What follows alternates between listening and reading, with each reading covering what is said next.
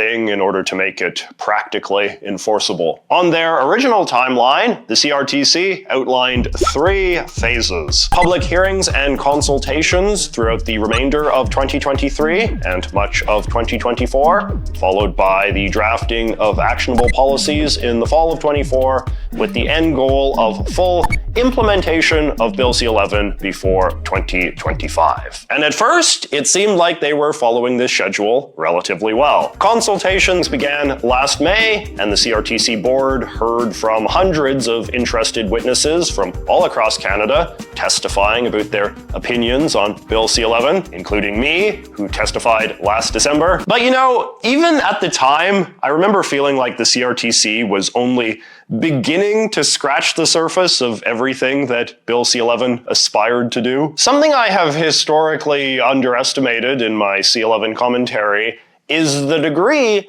that a lot of people consider Bill C-11 to be primarily a money thing. Which is to say, even though the bill has a lot of dramatic ambitions to change the sort of content that Canadians watch on streaming platforms, it also seeks to redistribute wealth between the big streaming platforms, which are of course very successful and have a lot of money, and various less successful players in the Canadian media industry, like struggling TV channels and radio stations. Following those initial hearings, the CRTC has now introduced a new system wherein streaming platforms that operate in Canada have to pay new taxes or fees to the CRTC, which can then be redistributed in the form of subsidies to various old media companies that feel they cannot compete without government help. But anyway, the point is, sorting out this new fees and subsidies regime took a lot of time, probably longer than the CRTC anticipated, and also introduced a lot of expectations of how the CRTC would go about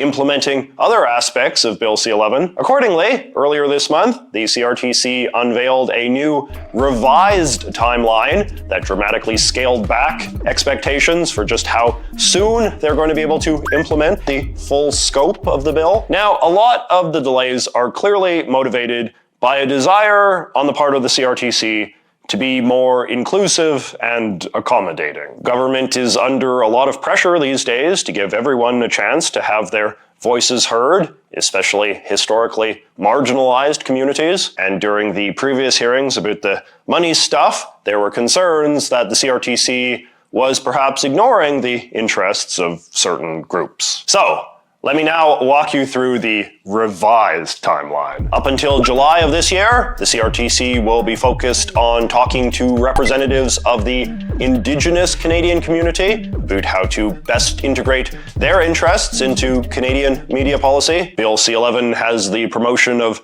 Aboriginal Canadian media as one of its stated goals, so they have to get that sorted out. Then, this summer, the priority will be consultations about closed captioning with representatives of the deaf community. Addressing the needs of disabled Canadians is another thing that's in Bill C-11. They have some other activities listed in here as well, but it seems like closed captioning is supposed to be the main focus of the summer. I don't really know how they figure they're going to be able to just breeze through strengthening the CRTC's commitment to official languages, given that any discussion involving the status of French in Canada tends to be very contentious and drawn out, but apparently that's the plan. Then, in the fall of 2024, the CRTC will do consultations on how to get more people to come to CRTC consultations, which I guess is fair enough. It is expensive to fly all of the way to Ottawa, and if the goal is inclusivity, it behooves the CRTC to make this process more affordable, since not every witness they'll want to hear from will be some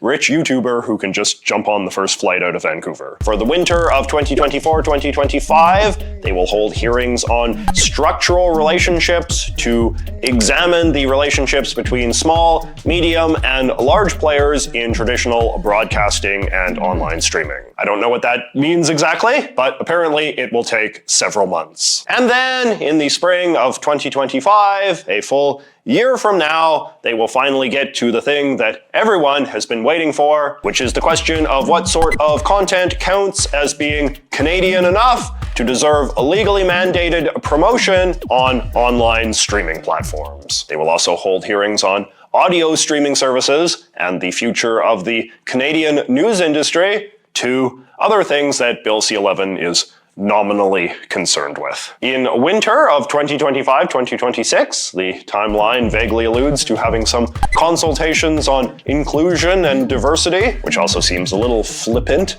given the seriousness with which many people take that stuff. And then, around the same time, in what they describe as late 2025, the CRTC will begin Phase 3 of the Bill C-11 implementation process, in which they will focus on implementing the policy decisions listed above. Okay, so as a critic of Bill C-11, all of this is good news on a number of different fronts. For one, it means that if you are a Canadian YouTuber, or some other type of Canadian content creator, or just a Canadian who watches online video content, you can rest easy knowing that the algorithms and subscription feeds and all of the rest are not going to be changing anytime soon. The status quo is going to remain in place for at least a year. The government has chosen to put off the most difficult and controversial questions relating to Bill C-11's implementation, which is to say, deciding what sort of video content Canadians should be officially encouraged by their government to watch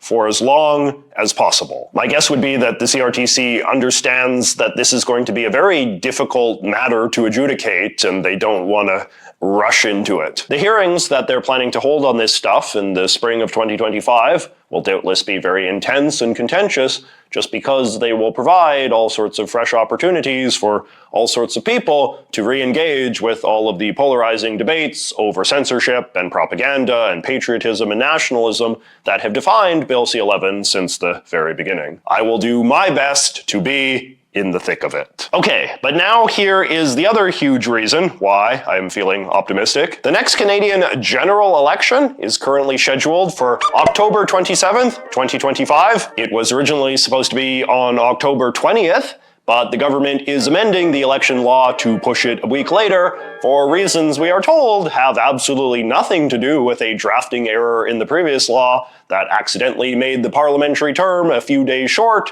and thus denied a bunch of politicians from meeting the qualifications for their government pensions. Now, all polling data currently suggests that Prime Minister Trudeau will lose his bid for a fourth term in a big landslide to Conservative leader Pierre Poilievre. Pierre Poilievre, in turn, has repeatedly vowed to scrap Bill C-11 in its entirety at the earliest available opportunity. That's why one of my first actions as Prime Minister will be to repeal C-11. I will repeal the censorship law. We will repeal the censorship laws. C-11. We will repeal the censorship law, C-11. We will repeal the censorship law, C-11.